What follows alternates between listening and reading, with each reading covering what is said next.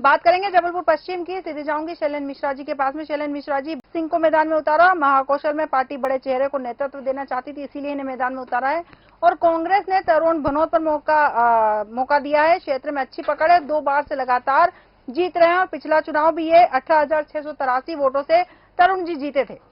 इस बार जबलपुर पश्चिम के सियासी समीकरण क्या कहने वाले हैं?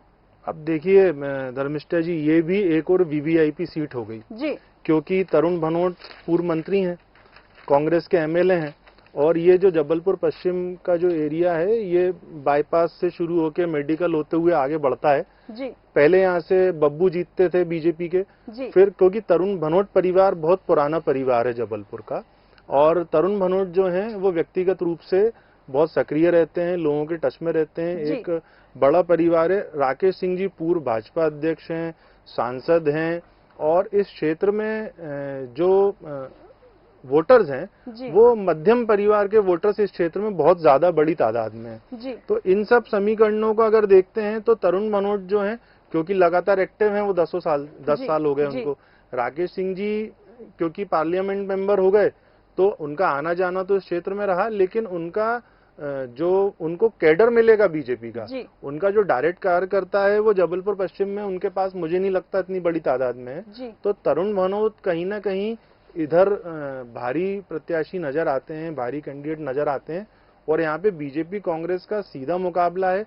भाजपा के लिए प्रतिष्ठा दांव पे लगी है। जिन बड़े चेहरों को मध्य प्रदेश में मौका दिया उनमें से एक राकेश सिंह जी हैं, लंबे वक्त तक मध्य प्रदेश भाजपा के अध्यक्ष भी रहे, लगातार सांसद का चुनाव भी जीतते रहे हैं, और कहीं ना कहीं ये सीएम मटेरियल हैं भारतीय जनता पार्टी के।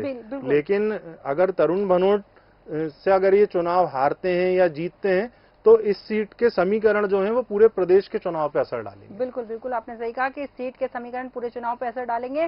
साथ ही भारतीय जनता पार्टी के लिए अपनी प्रतिष्ठा बचाना भी चुनौतीपूर्ण होगा, और तरुण भनोट पिछला चुनाव जीते थे, इस बार देखना दिलचस्प होगा कि जनता इन्हें फिर से।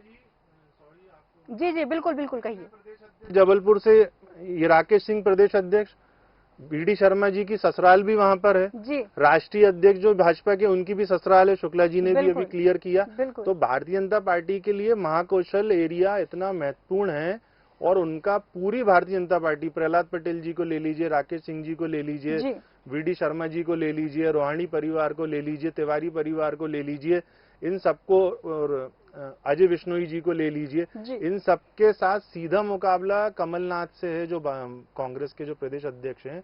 महाकौशल बेल्ट पे अगर कांग्रेस को कोई बड़ा नेता मजबूत करता रहा है लंबे समय तक तो वो कमलनाथ करते रहे हैं, और कमलनाथ के लिए भी महाकौशल से ही जो रास्ता है, जीत का रास्ता मध्य प्रदेश का, अगर कांग्रेस भविष्य में सरकार बना सकती है तो वो महाकौशल के रास्ते ही होके गुजरेगी। बिल्कुल बिल्कुल, अब देखना दिलचस्प होगा कि यहाँ जनता किसे मौका देती है, पुनः कांग्रेस को जिताती है, भारतीय जनता पार्टी को मौका देती है।